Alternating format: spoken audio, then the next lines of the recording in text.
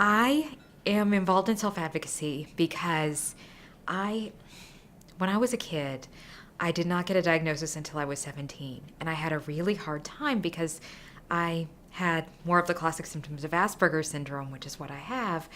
And I was undiagnosed and I was not put in special ed classes and I was left to swim. And I did well academically, but I did really poorly socially. I was picked on all the time.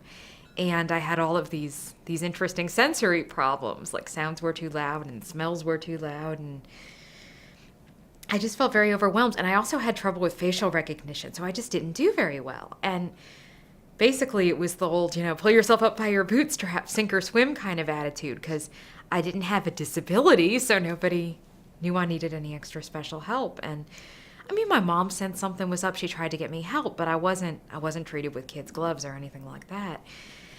And I used to pray at night that when I was a kid, that if I somehow was able to get better, whatever was wrong with me, well, I put it as wrong with me. I didn't understand any of this at the time, that I would try to help people like me when I got older, when I grew up. And I made this promise, and I somehow figured out how to do these things. I mean, I learned, I modeled off of people. I read a lot of books. I watched a lot of TV. I forced myself to do things like make eye contact and talk about things of interest to people and be less shy. And I did better. And by the time I got my diagnosis, I was relieved to have it because I realized that there was a reason for me. I wasn't just deficient, but I had learned to do a lot of the things already. So it didn't help me too much at that point. But I promised myself I was going to keep my promise. So I was like, okay, this has a name.